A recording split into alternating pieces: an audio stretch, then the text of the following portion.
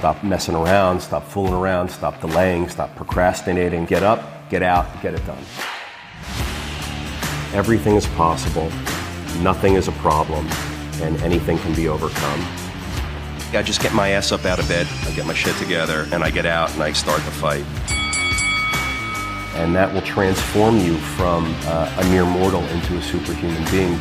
I've never, ever, ever met anybody who told me that they got rich watching their IRA or their 401k.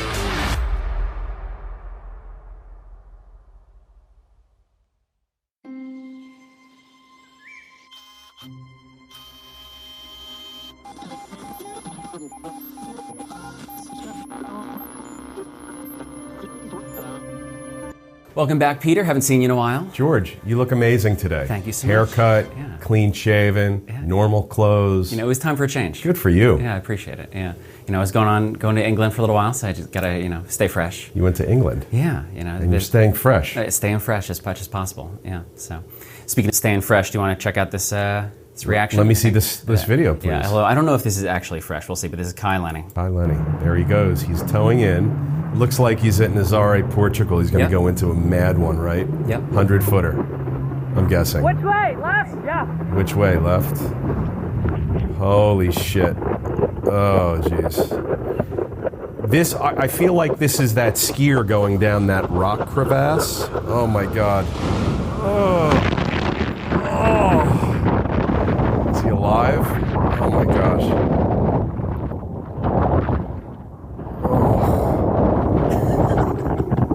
Oh, so intense. Yeah. Oh, I can't even watch that. Yeah. Come get me before the next one lands on me.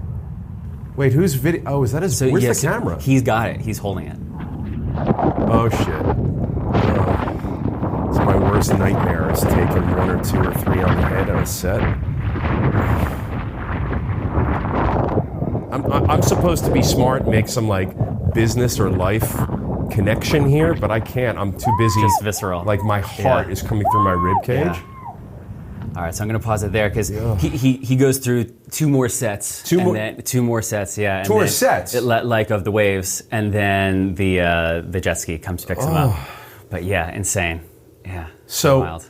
A wave 6 feet tall that hits you on the head in most normal circumstances is a lot of water, and most people can't deal with a 6-footer. Yeah. This wave is 50, 80, 90, 100 feet. Yeah. And all that water is hitting you on the head. After the wave breaks, the white water itself is 50, 80 feet. Yeah. I have been there. I mean, I haven't been there to Portugal in that wave, but I've been in that situation where just a lot of water comes down on your head, and it is not a good thing. Yeah.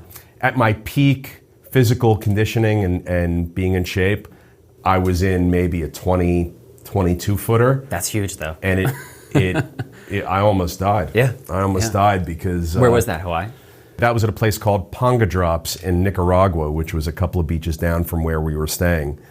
And this place was known for being a magnifying glass, similar to Nazare, Portugal. Yeah. It was just a magnifying glass. When the wave energy would come in, it would just jack up and get huge, way bigger than anything else surrounding it. I mean, the other waves were breaking like 10 feet, 12 feet. This was breaking like 22 feet. Holy shit. And we pulled in on a boat, and so as opposed to paddling out through the waves from the shore, we pulled in on the back of the waves from a boat, and we just swam into the lineup, so there was no context or understanding of wave height yet. So you had to go and drop in order to gain the understanding of how big the wave was going to be.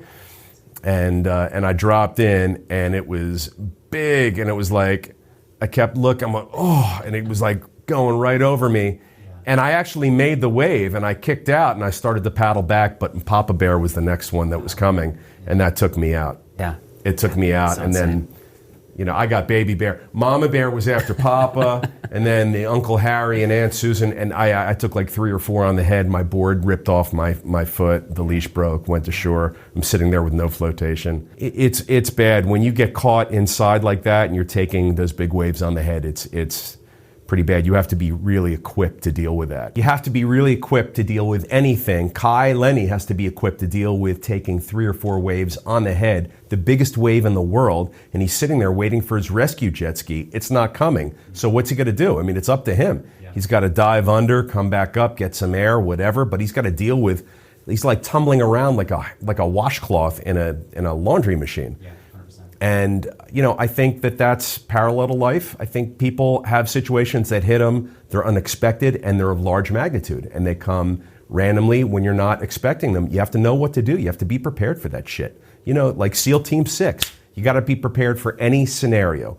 Anything can go wrong at any time, and you have to have the confidence, the mindset, the willpower, and the physical and mental tools to just deal with it. Anybody who's successful, anybody who's overcome anything knows what it's like to be stranded inside taking big waves on the head. All right, and then our second reaction, our last reaction for today, is from Sean Sweeney. Sean Sweeney. He says... Is this one of our followers? This is not one of our followers, at least not that I know of. But this is just one of those guys... Can we DM him and ask him to be a follower? 100%. I'll do that right now. But real estate Twitter, one of the guys that talks a lot on there. Sean says, if your investment decisions are based on the current headlines of the day, you've missed the best opportunities. You really have to push that aside and think, how does a war, inflation, etc., truly affect the opportunity that I'm looking at? Sometimes it makes it even more attractive. Yeah. The definition of crisis in Chinese is danger and opportunity together. And I think that what I hear Sean saying is like, hey, if there's inflation or a war, it's not all bad. There's probably opportunity in that. He's 100% right. The normal breeds normal.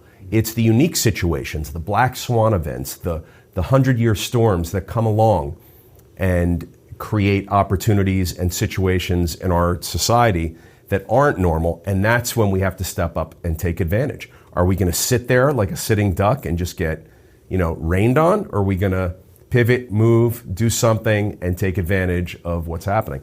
Me, I'm pretty good at pivoting and taking advantage. I think my friend Sean here is saying you got to do that as well. I'd like to hear how he's done that. So the war in Ukraine means food supply shortages, oil and energy price changes.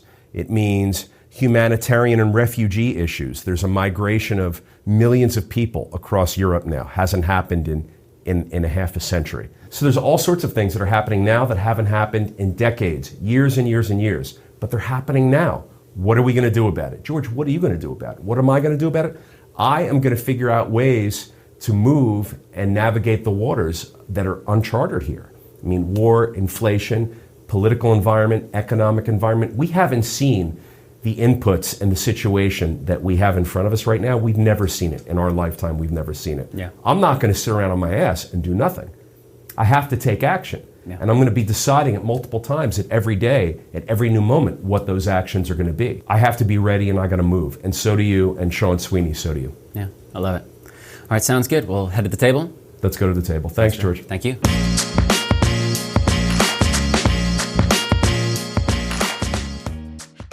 How the hell are you, Peter? George, I'm all right. I'm the hell good. I mean, I'm not the person that was just away for 2 weeks. You were away for 2 weeks. Yeah. You international jet setter, you. Yeah, I'm trying to be. Thanks for having me back, though. I appreciate it. Thanks for coming back.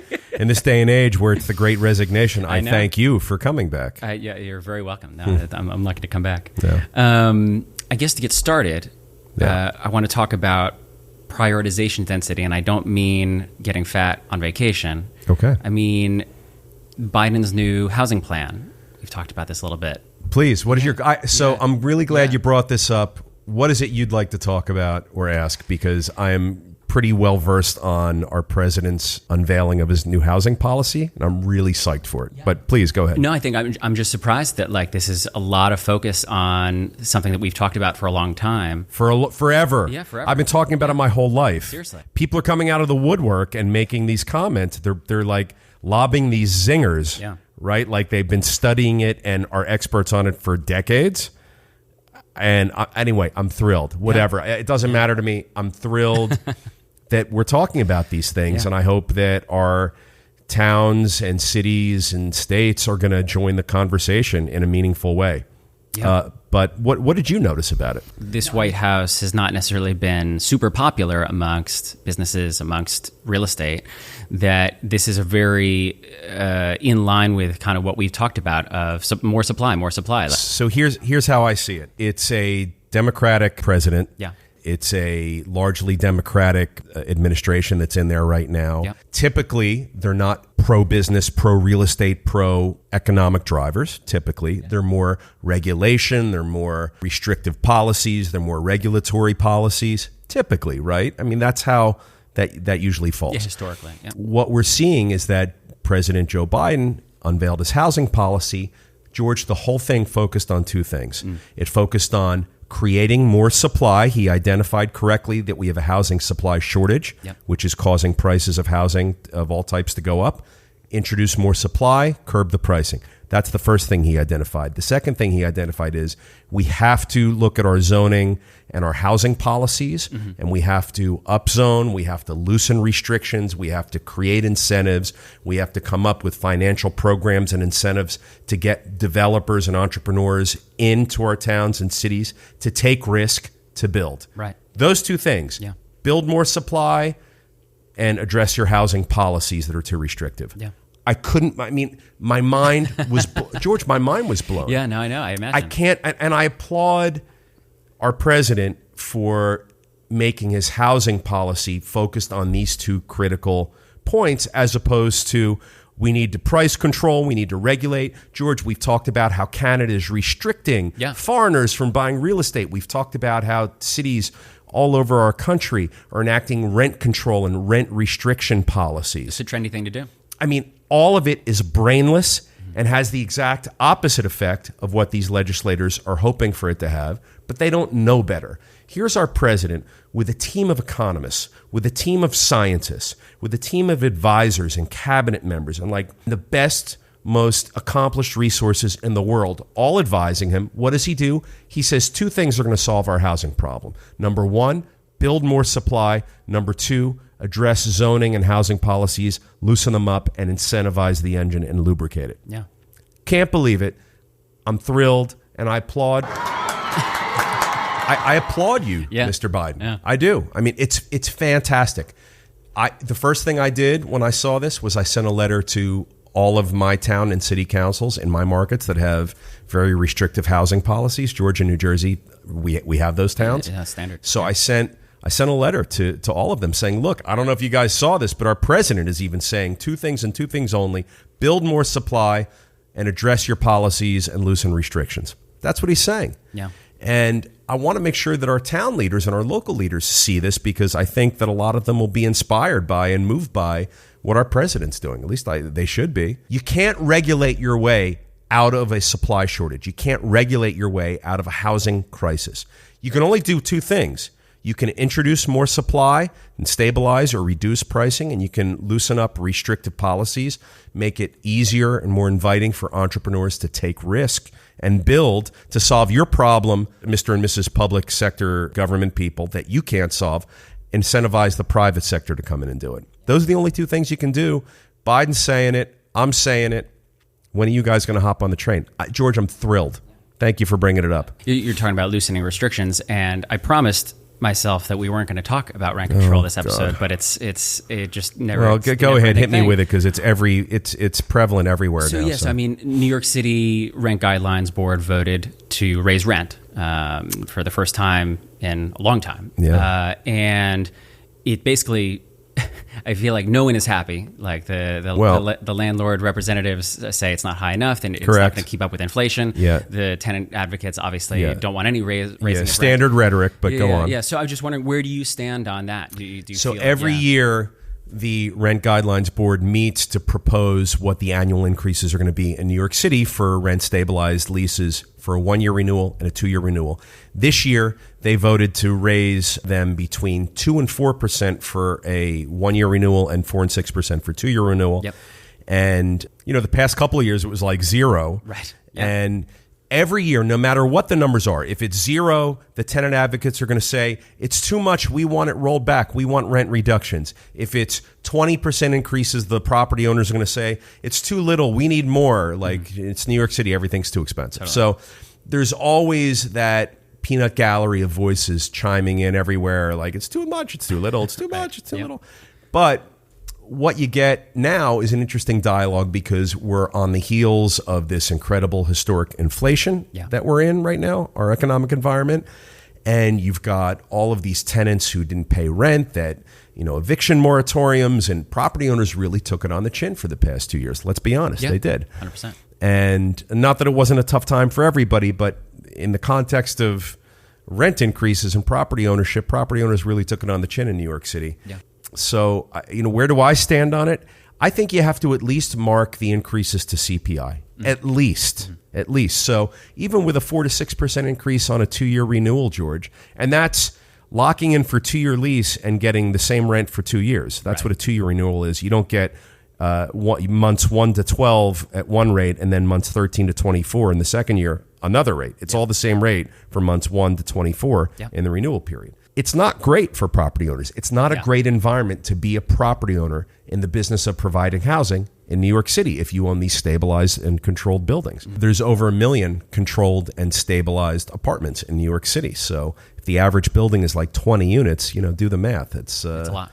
Several hundred buildings that we're talking about in New York City. They're impacted by this. Whether it's New York City, whether it's your town, whether it's my town, our town leaders, our elected officials have to enact policy that's sensible, that addresses the bulk of the constituency who lives in the city, but that's economically and scientifically viable and proven. You can't just regulate your way. Oh, this sounds familiar. You can't just regulate your way into affordability. Right. You have to build more supply or create more supply. The more restrictive your housing policies are, the less vacancies and the less inventory there's going to be. It's only going to make housing that much less attainable. It's going to make it that much less affordable. So while it's great that this year they're talking about somewhere between a 2 and a 4% increase for a 1-year renewal and a 4 to 6% increase for a 2-year renewal, and that's great because it's more than it was last year. So I applaud them for making it more than it was last year. But it's got to be more than a step in the right direction. It's got to at least map to CPI, because what's happening? Wages are also going up. Now, I know they're not going up for everybody, right? I'm not saying 100% of the people on the planet have increased wages. Yeah. But again, for the bulk of the constituency. So the bulk of the constituency who's living in rent-regulated or rent-controlled apartments in New York City is probably seeing their wages go up. So it only makes sense to map rent increases to CPI, which are mapping to wages. It's all got to be in line. Otherwise, you're interfering with free markets. George, I'm a free market advocate. I'm a free market guy. You have to let the free markets play out. Regulating free market behaviors only damages the consumer. I'd love to see New York City not operate in its current form, where the Rent Guidelines Board proposes these increases, then they vote on it. Right, this hasn't even gone through. Right, they vote on it in June. Yep. This is just the proposal of the range of increases. Totally. But I'd like to see the whole thing work differently, where it just maps to CPI, or it maps to some other index. But to have a board of people vote on it, and there's lobbying, and then there's the political machine involved, and it's just wrong. It's the wrong way to do it. Yeah. Let the free markets behave in a free market manner. That's the best way. New York City and everywhere else, upzone, increase your densities. Do it smartly. Do it with technical proficiency. Do it with a design aesthetic. Yeah. But do it. You got to motivate the introduction of new supply into your marketplace. Let's get rid of the Rent Guidelines Board. Let's get rid of all these. In New York City, George, is there's a lot of different agencies that touch and oversee housing. You've got HPD, Rent Guidelines Board, DHCR, all these different bodies that are supposed to be in charge of different aspects of the metric zone and the housing market. And just get rid of all of them and have one clear, sensible policy that addresses what rents can be increased to, what it maps to, and what it's correlated to. Cut through the red tape. Yeah. Please. Yeah. Otherwise, it's so much red tape, man, and it doesn't do anybody any good. It doesn't do the consumer any good. All of this should be for the consumer's benefit. It's not. It's for the politicians' benefit, because they'll get votes if they enact rent policies that are restrictive, or it's for the other politicians' benefit because they're going to have the real estate guys up their ass and they'll donate to them, and so they'll have a well-funded campaign. Get rid of all of that. It shouldn't be good for anybody who's a politician. It should be only good for the consumer. The consumer benefits from a free market environment. Politicians, leaders out there, make decisions that are good for the consumer. Unrestrict your markets, loosen up your policies and your legislations, and let things be as free market as possible. That's the best thing for the consumer. Bloomberg reported recently that over 50% of, I think it was millennials and Gen Zers would accept cash and to kind of help pay off their mortgage. They basically have roommates, join forces with other people to do that. Okay. Bloomberg wrote about this? Yeah. Groundbreaking journalism there, Bloomberg. It's nothing new, but do you see this as a viable solution for those people that are just like, not people that are looking to get into real estate, but people that are looking to help with the cost of mortgages? Necessity is the mother of invention. People will do whatever it takes to get by, to win, to succeed, to thrive. If the environment that we're in right now is too expensive, it's too prohibitive, it's too much of a far reach to obtain home ownership, and you have to rent a house or you have to buy a house but you can't afford it, then what do? Oh, I'm going to rent out rooms. House hacking. We've been talking about house hacking for years. Not a new thing. If that's what people need to do, that's what people are going to do, and they're doing it. That's your point. I applaud them for doing it. They're learning how to run the economic machine of owning or controlling real estate and providing housing for others. So that's an important feature of our society that they're learning how to do. Yeah. And they're winning. Yeah. They're winning. They're living in the master bedroom and they're renting out the other bedrooms for whatever, and they're paying the bills with that.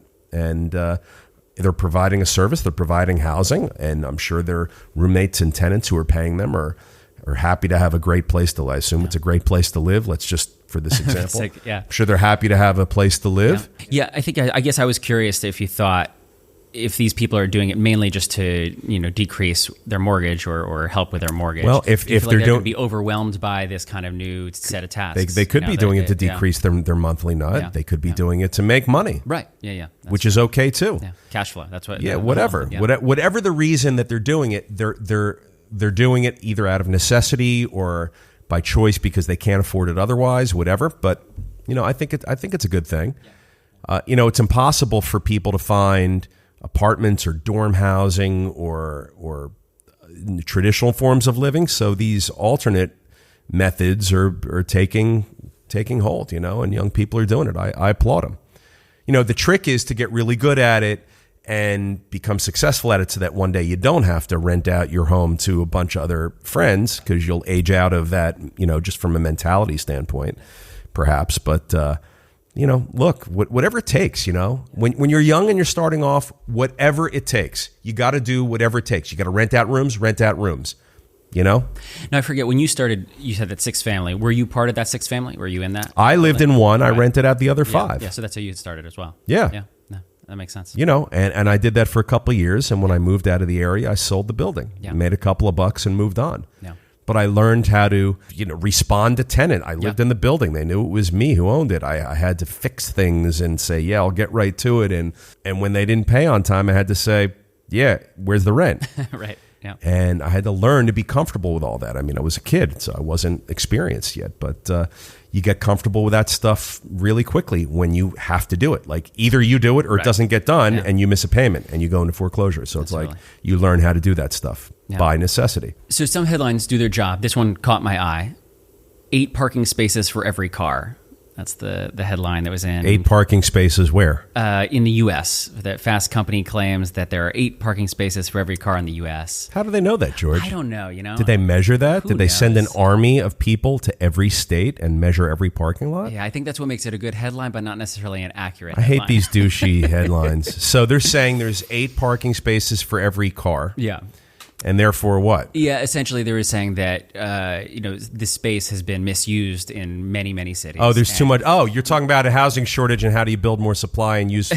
Yes, exactly. Is that the context here? That is the context here. Well, let me tell you, first of all, I think it's a ridiculous headline, but let's just go with it for a second. It's probably case-by-case basis because I can think of many markets where there's not 8 parking spaces for every car. Mm-hmm. I don't know, New York, New Jersey, like where we live. Right. It's not the case. Like parking's at a premium. Yeah. But I can imagine that in our favorite place, Sheboygan, Wisconsin, certain that it's got more than 8 spaces per car.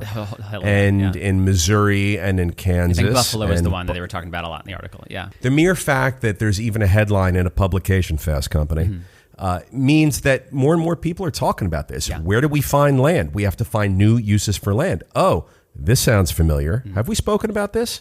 I think so. 10 times? Sounds familiar. There needs to be new uses for the land that we have. We can't just do the same thing over and over again and expect a new result. We have to change zoning. We have to upzone. We have to look at our land use, our master plans. All of that has to get reviewed. If there's land, we have to build housing. We need parking, of course. Yeah.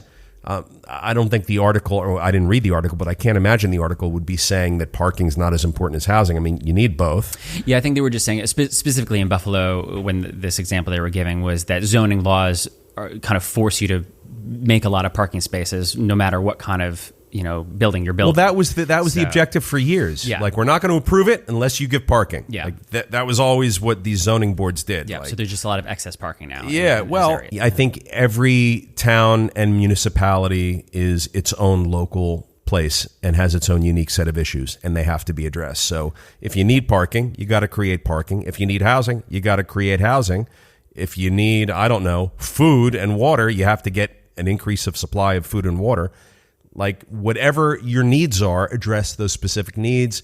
In our area, parking's at a premium. We need a lot of parking as well as a lot of housing. But, there's definitely places that have underutilized land, whether it's parking lots in this case, or whether it's other types of land uses where parcels are just sitting there undeveloped. They're not generating any ratables or revenue for the town. It's like a total waste. Like, incentivize these things to get used and developed and to their highest and best. Like, allow them an environment where they can flourish and fulfill their highest and best use. So if it's a parking lot or whatever else it may be, we got to look at all this stuff. Yeah. So I applaud Fast Company for writing an article that forces the conversation, but I don't know about that headline. Better headlines in the future. There's 8. Give me the headline again. 8 parking spaces for every car. Yeah. I don't know who would write that, but Hollywood hopeful. Yeah. They're probably, either they're from Buffalo because, Buffalo has nothing happening up there. It's a government town. Yeah. Or they're from West Shkapatapank, New York, and they drive into Buffalo and they're in like Shkapatapank kill, fish Shkapatapank. But it goes back to that thing you said before. If zoning is preventing housing supply, then you have to adjust that zoning. All the laws on our books are from a billion years ago. Yeah. Zoning laws, criminal law. My favorite are the ones like, what's the town in Georgia? They require you to own a gun. Oh, wow. I didn't know that. And there's another one that says no tying up your donkey on Tuesdays between 3 and 4. Yeah. Take that shit off the books. Right. We can't because it's been there for 400 years, so we couldn't dare take it off the books. Take it off the books. It's 2022. It's a different world now. Come on, people. Be leaders. Create policy that's relevant for today. Yeah. What does everybody do? They go, oh, well, that's what they did. That's what they did. That's what they did. So that's what we're going to do. Yeah. It's easier that way. It's easier that way. People are so unqualified. My hope and dream is that our brightest and best will want to seek public office and run and put themselves through that. Yeah. It doesn't happen because they get beaten up and bloodied and dragged through the mud, and their families get smeared, and they're who would want that? I don't blame people for not wanting that, but we lived in a world where that stuff could not happen and you could actually run for public office based on your skill set and your qualifications. We get a lot better pool of people running. Right now we have just I don't know, man. It's more popularity contest, and it's. Well, this is something you. Speaking of public office, you sent this to me a couple days ago about the NFTs, the politicians or hopeful politicians raising money. I love this. Selling NFTs. I love it. Wild. So first of all, politicians at the end of the day still suck on the teat of the economic engine. Yeah. They still do, right? Despite all their claims to not be associated with or beholden to money or donors or lobbyists or the economic engine. Despite all those claims, they all are beholden and they're all sucking on the teat and they all need the money. So they're talking about doing fundraising for their campaigns using NFTs, and they're selling NFTs to the campaign donors. And I thought it was, first of all, I applaud it. I think it's a great idea. I'm one that recognizes that anybody who's running for office, you need to fund a campaign, so you need the money. But I love that they're embracing new technology and selling NFTs. Now, I don't think they're selling NFTs like, Bored Apes, and then it's going to go to right. $800,000 and you'll make money. Yeah. I think they're doing it probably like a campaign button or like a flag or a T-shirt or something like that. Like, I think it's the equivalent. Yeah. I don't think they're. It's more like a memento. Yeah, they also can't sell them for, it's like a capped at like 5,000 or something like that. Okay, so there you go. Like it's legally. But I think conceptually it's great that people who are seeking public office are embracing this technology. I think there's going to be all sorts of uses for NFTs, not just the ones we've spoken about for intellectual property and contractual issues. But here you go. You've got people seeking public office looking to give NFTs to their donors. Yeah. I think it's cool. The thing that's interesting to me, and they didn't say anything about this in the Wall Street Journal, but the utility of NFTs is something that I could definitely see politicians using in the future. And what I mean by that is when a lot of artists are using NFTs where you buy it, and then you also use it as like a pass, or like it gives you some kind of access. Benefit. Yeah, it's like either a ticket or something along those lines. And you could definitely see that being an aspect of political life in the future. Yep. Where you're like, oh, you buy an NFT, now you have access to this, staffer Very or whatever smart. at this, I agree. So I see that kind of thing happening in the future. George, definitely. me too. Yeah. I'm glad they're doing it. Thank you for bringing that up. Yeah, of course.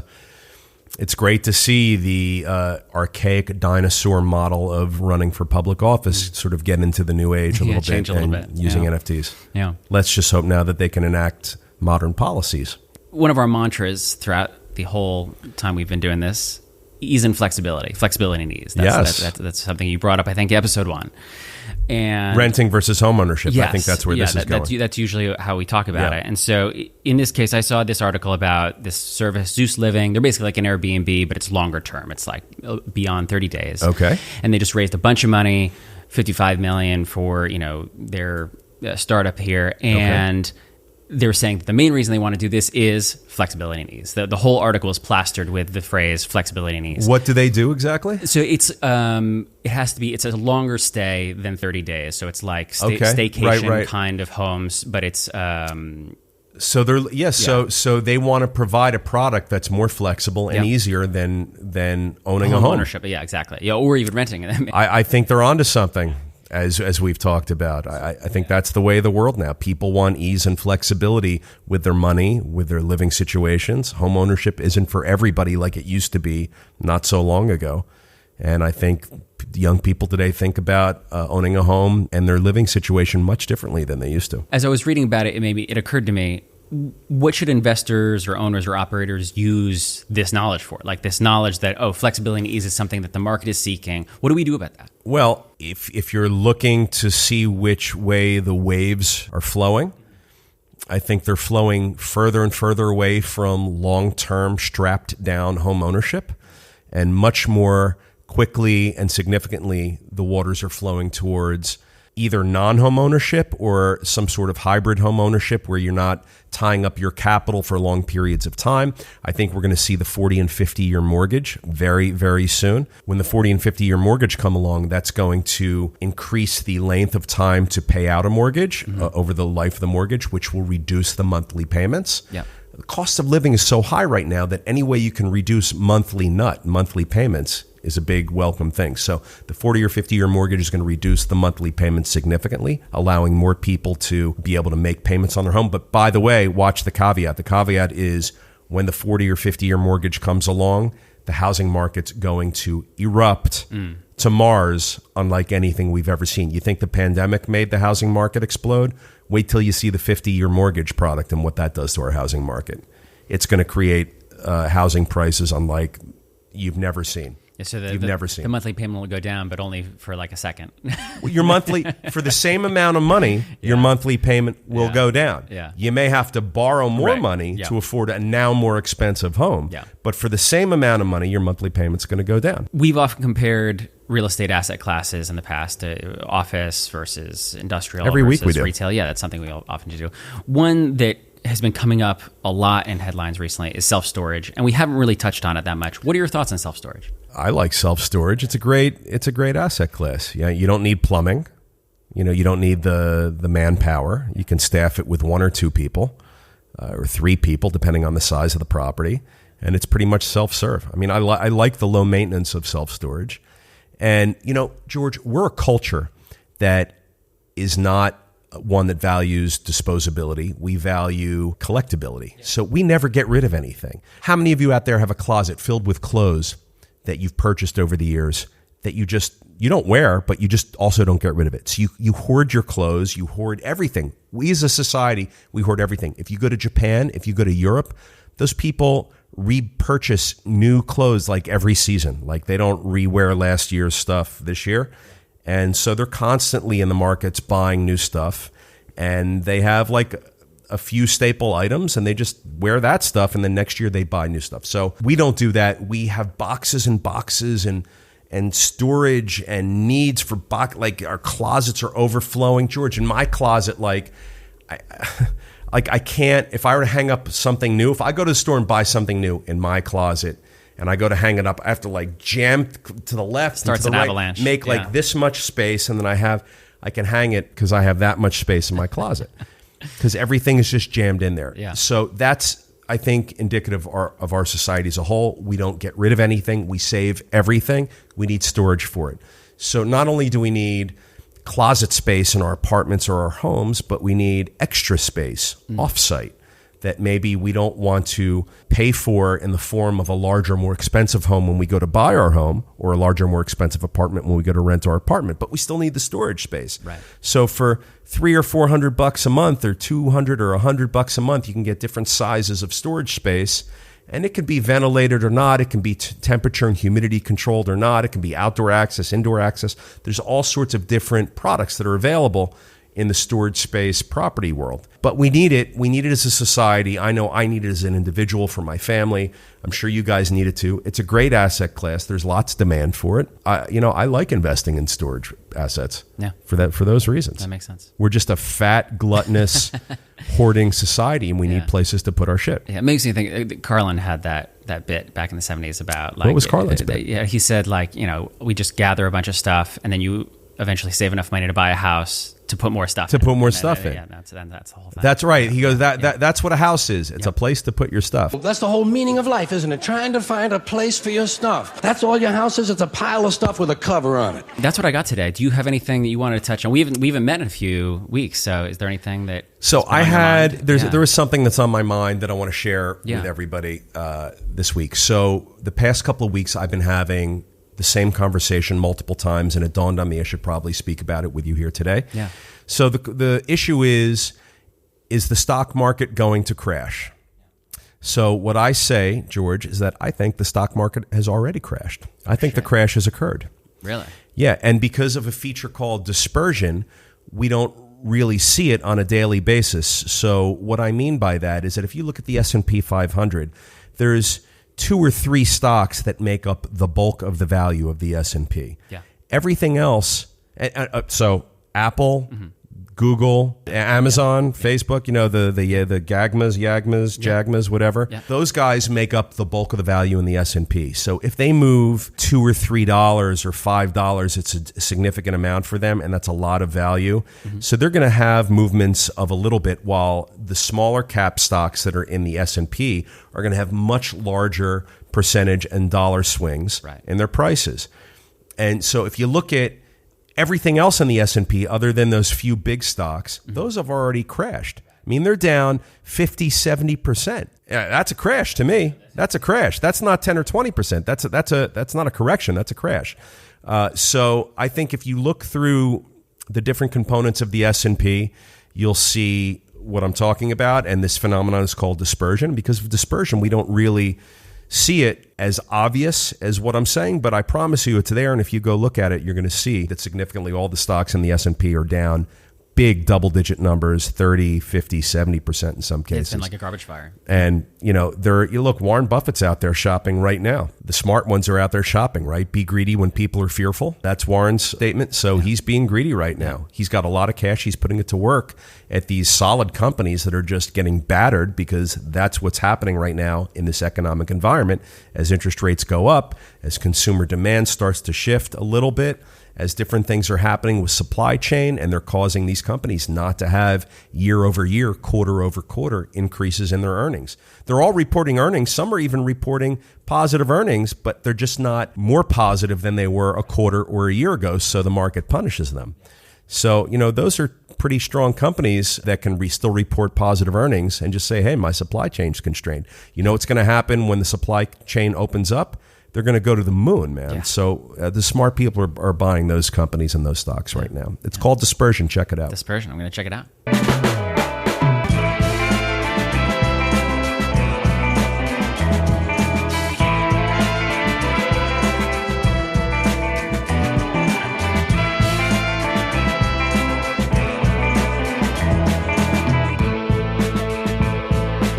All right, Peter, ready for some Q&A? George, I'm ready, dude. Always ready for Q&A. This is from Lyle Green. Lyle Green. Is he one of our followers? He is one of our followers. Yes, Lyle. So Lyle. Thank you. Lyle asks. So there's Lyle, my mom, you, and my wife. I've got 4 followers. We got a little more than 4, I think, at this point. But Lyle says, I'm just starting out on multifamily ownership and operation. Do you recommend investing in a coach to avoid early mistakes, or is that just a waste of money at this stage? No, listen, coaching is a great idea for so many people. Look, the best athletes in the world, they have coaches.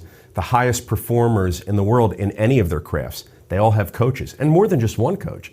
If you're just starting out, you need a mentor, you need a coach, probably more than one coach, who you can bounce things off of and who can give you guidance. I mean, you're going to need loan and debt guidance in this crazy debt market that we're in. You're going to need pricing and underwriting guidance. If this is your first time, Lyle, you're going to need guidance on everything. Get a coach. They're out there. Make sure it's someone who's got experience, who's been around the block. Don't seek coaching from someone who's been in the industry for a year or two, or who makes maybe an amount of money doing it that you want to aspire to be greater than. You want the best coach. You want the best people who are executing right now in your markets. You want them to be advising you. So be careful who you're seeking coaching from, but definitely get a coach or two, get a mentor, maybe intern for free or work for the biggest, baddest, best developer in your area for free for 6 months or a year, just to gain exposure, maybe some contacts. I wouldn't seek any money from it. You're going to get plugged into all the right places. You're going to hear all the right conversations, and it's going to really impact your ability to do the same thing when you leave. So I recommend all that stuff, and you're smart for asking about it. For the internship thing, or like asking to work for free, is there a way that you would go about that? Like that, you would just... So I would say, hey, George, my name's Peter. You don't know me. I know you. You're great at what you do. I'd like to work for you for free every single day for 6 months. At the end of the 6 months, if you want to hire me, great. I got a job. If you don't want to hire me, we shake hands, no harm, no foul. I'll get a lot out of the experience by working for you. And while I'm with you for these 6 months, I'm going to bust my ass. I'm going to run through walls. I'm going to take bullets. You're going to be blown away by me. So please throw me lots of challenges and problems and tasks to do while I'm with you for these 6 months, but no cost to you. What do you say? And I'd frame it like that and see what they say. I mean, you ask that question about 5 or 10 times, you're going to get a few yeses for sure. Yeah. That's awesome. All right. Well, thanks so much, Peter, and I'll see you next time. Thanks.